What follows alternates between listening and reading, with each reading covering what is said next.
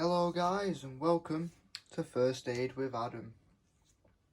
Now, just before we get started, if you do hear banging in the background, don't worry, we're having our back garden done, so you might hear some banging and all that. So, don't worry about that. Today's video, we're going to be looking at the main kit, which this is what I call the main kit. It does everything from trauma to minors to burns, everything that you need, well, that I need, will be in this kit. Now another two kits I will be showing you further on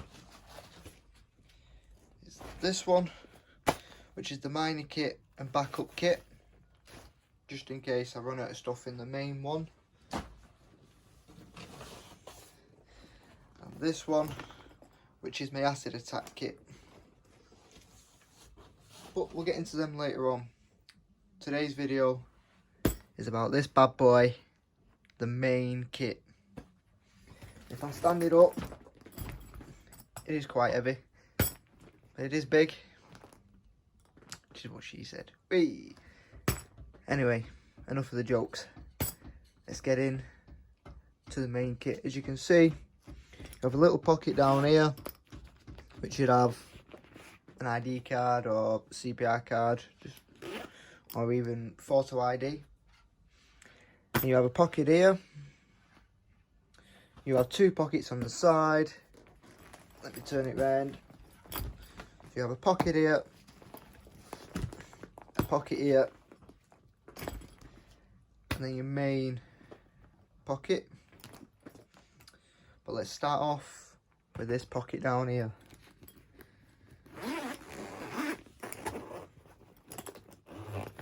So this pocket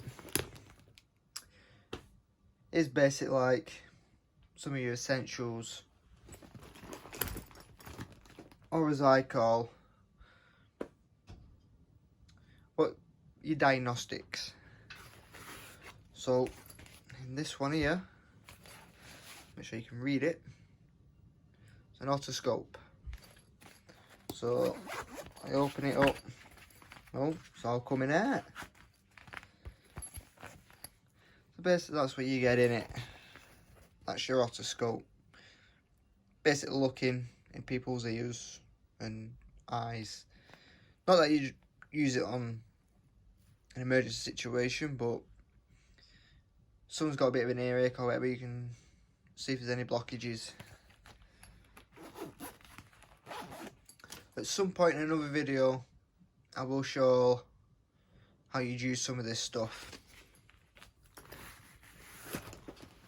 So also in here, can you watch this? Yeah, you can see that. Big pair of shears, tough cut shears, cutting off cloves to get to the wound area you need to look at and treat.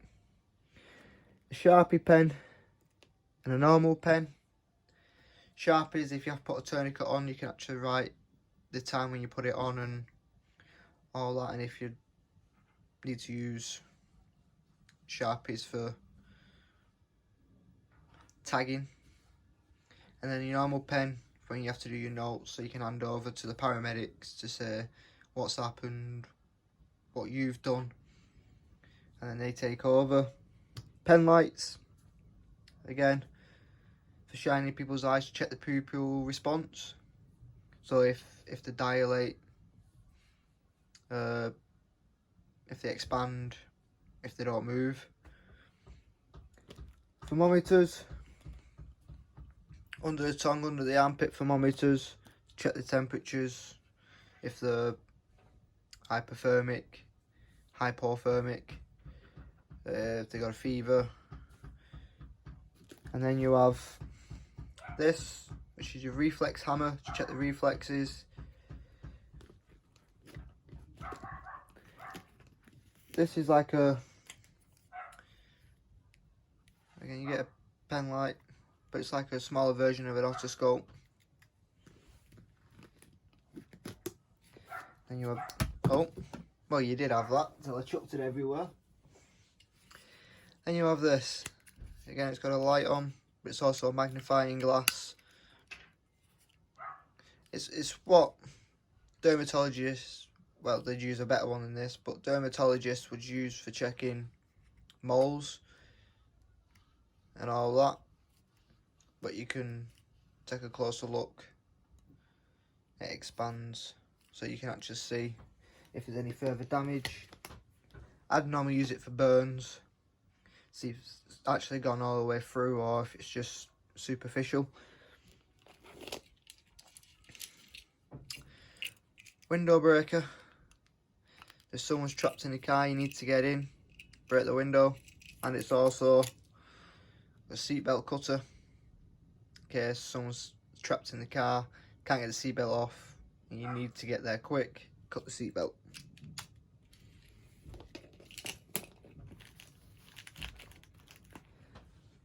That's it for that pocket. Oh. Can't zip it back up now. Right, we'll go to this side pocket.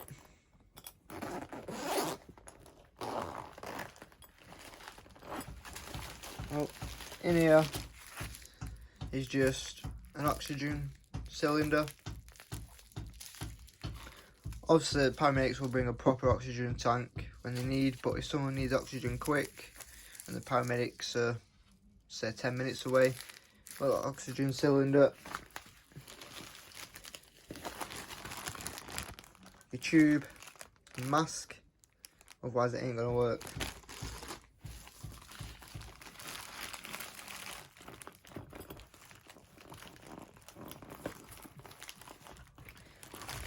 Now this one I can't fasten.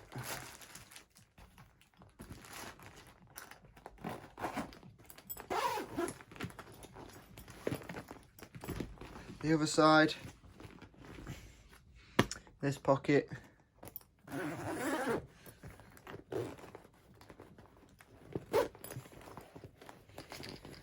this is another diagnostics pocket, so your stethoscope, and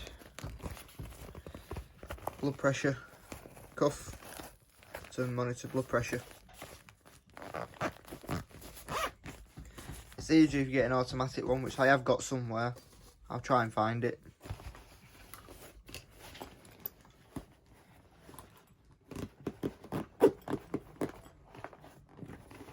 And the thing with these pockets,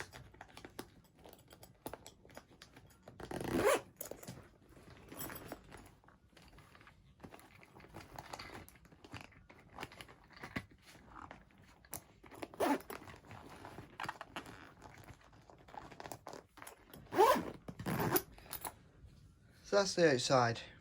Now it's time to get in to the main entertainment for the party, which is the main bad boy.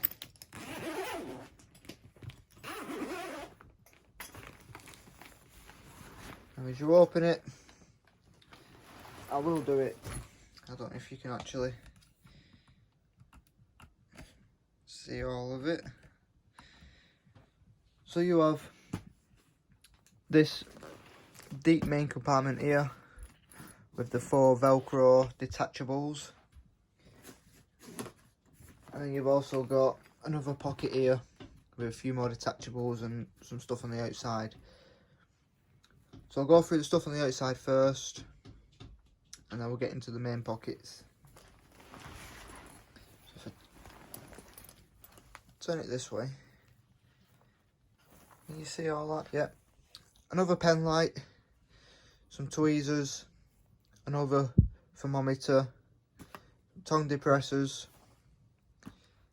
blister pads, some more shears, some iodine already cotton swabs, so it's got iodine already in, little razors, safety pins, and a pencil. So if I open this grey one up.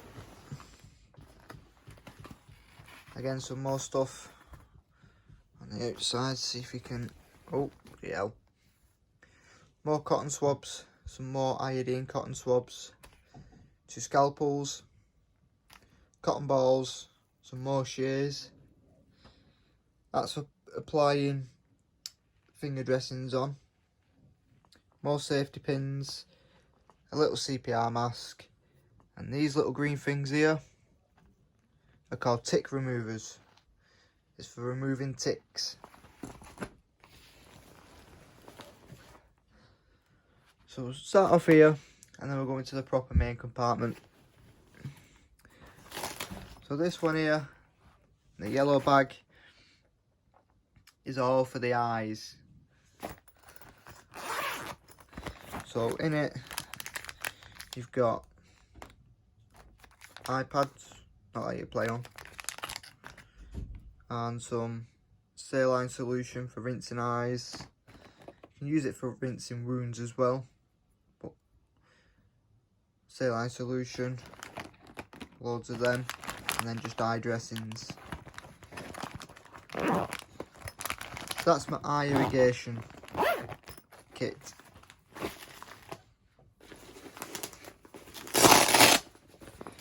And this red bag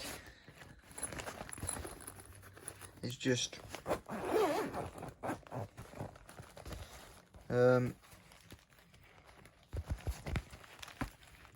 me put it down. So in here, some gauze pads,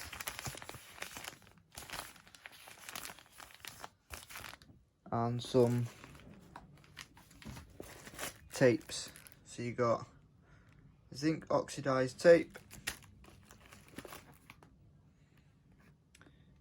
you got this like bandage tape for support and rehabilitation, some fabric tape, some microporous tape.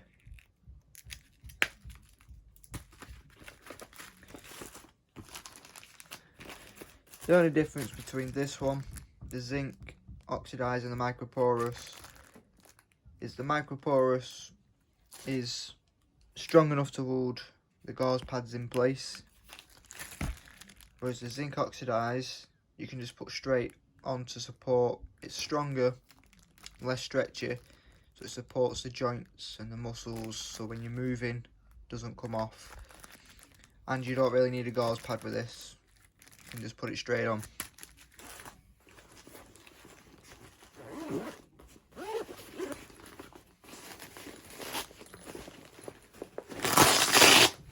And then in this red bag, these are just some little extras. So we've got some band-aids, some plasters, some CPR masks, an infrared thermometer, sanitizer, freeze spray, and insect repellent.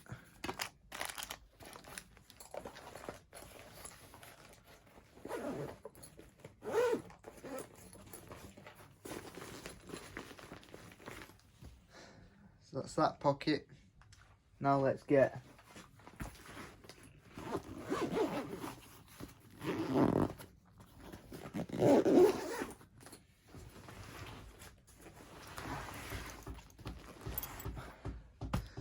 to the big compartment.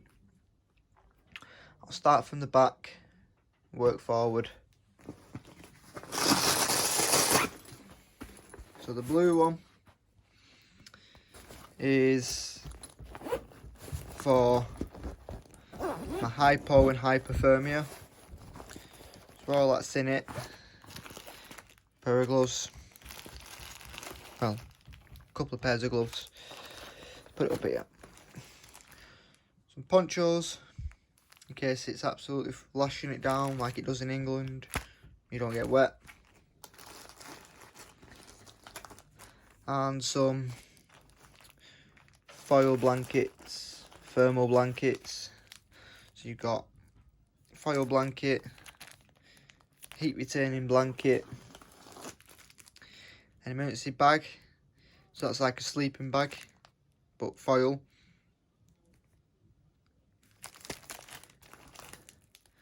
And then foil blankets. So with the foil blankets, it does two jobs.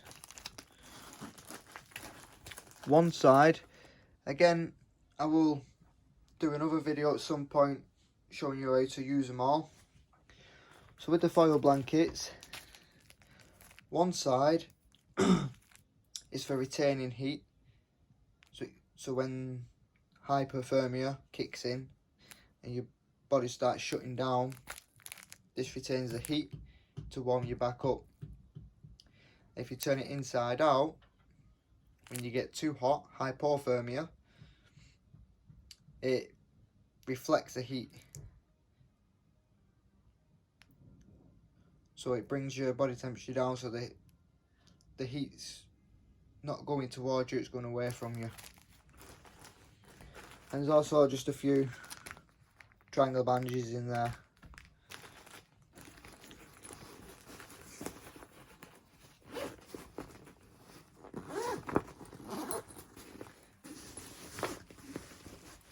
That's the blue one. Just on the outside quickly, got a SAM splint for immobilising broken bones, so arms and legs. This is an 18-inch splint, so it's basically got aluminium inside, so when you fold it, it stiffens, so it's a sturdy splint, so nothing moves, and you just wrap tape or gauze roll around it to keep it in place.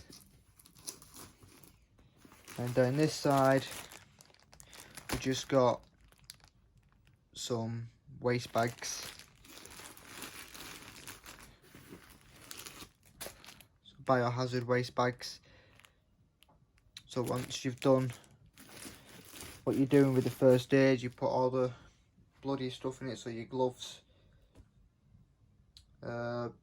any gauze pads you've used to mop up the blood or bodily fluid things, all go in there and dispose of correctly. Green bag. The green bag is literally just all your gauze rolls, bandages, dressings, and some more gauze pads. So, got an extra large dressing, a large dressing, conforming bandage,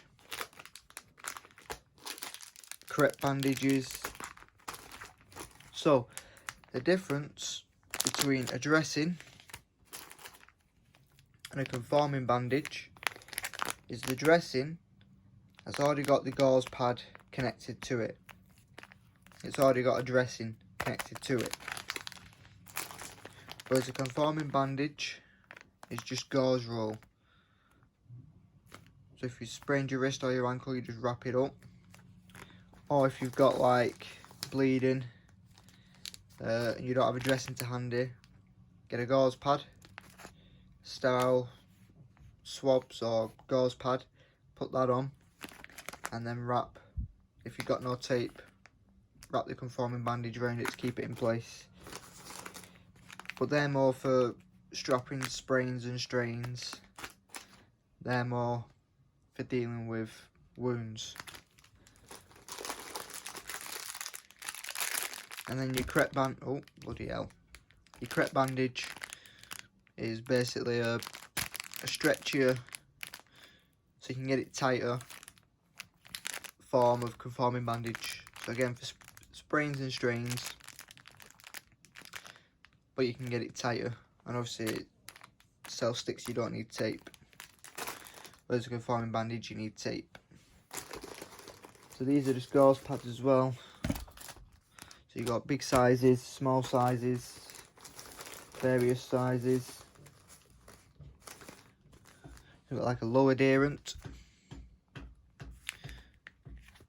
So if you're going to stick this on a wound. Use a bit of saline solution to wet it so it doesn't stick to it. Whereas the swabs, you don't really need to. Therefore, if you got it bleeding, you just pack it and it soaks it up. Some big sizes, so you got 10x10s, 7x7s, 5x5s, so various sizes. So that's the green one.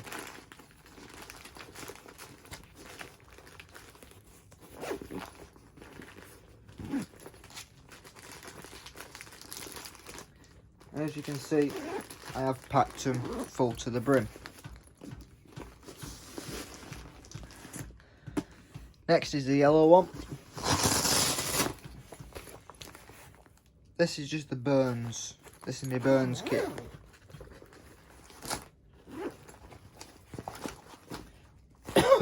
Excuse me.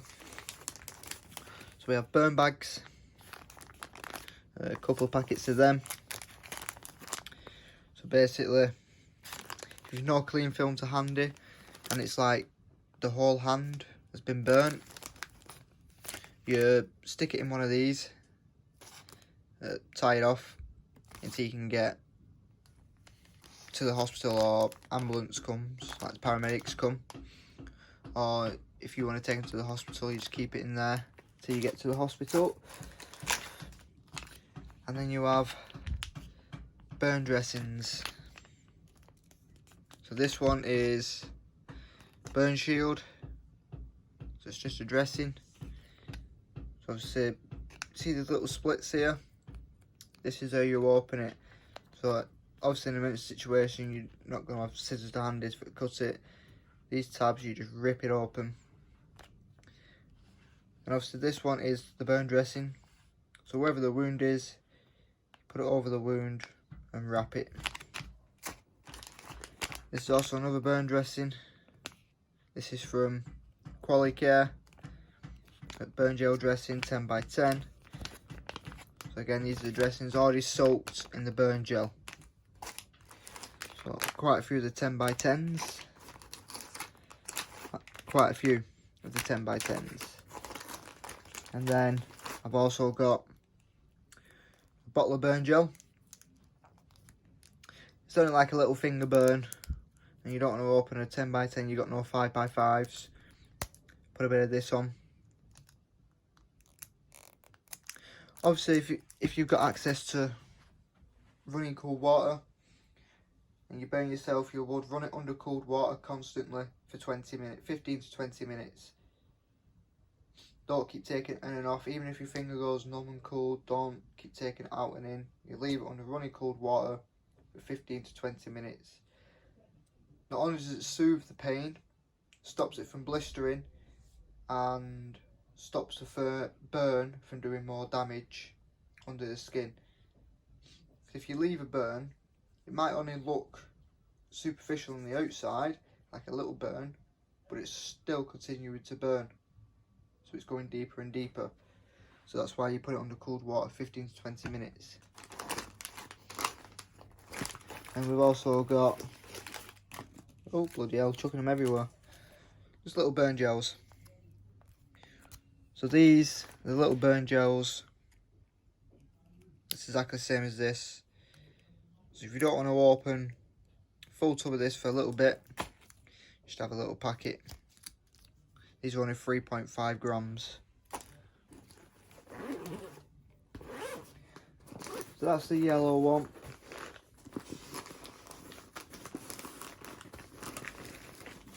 And then we come to the last but not least. Can't even rip it out. The red one. This is what I call my life-threatening kit. This is a proper life-threatening emergency kit. This is heavy bleeding. So you'd have, I've just put like an abdominal pad in, which is basically a big gauze pad, but it soaks up so much blood. And it's mainly for your abdominal region. I've just tucked in a bit of gauze in case you got bleeding for soak it up. Gloves, obviously, gloves everywhere. Pressure bandage. If it's not an arterial bleed, it's more like a venous bleed or a capillary bleed, you put this on to stop the bleeding. Pressure bandage can get really tight. It's basically a quick form of a tourniquet if you don't have a tourniquet. Israeli bandage, which is a bigger form of a pressure bandage for catastrophic bleeding. Trauma dressing, exactly the same. And tourniquets, 2 of these. These are the CAT-T tourniquets. There is different forms of tourniquets. You have quick release tourniquet, which I don't really like. The CAT-T, which are my favourites. You also have a SWAT-T, but I'm not a fan of them. So that is the main first aid kit. Hope you enjoyed this. Like it, comment down below, share it with your friends, and always share the love. As we always say at the Raw Makers here, get back your raw. Thank you very much.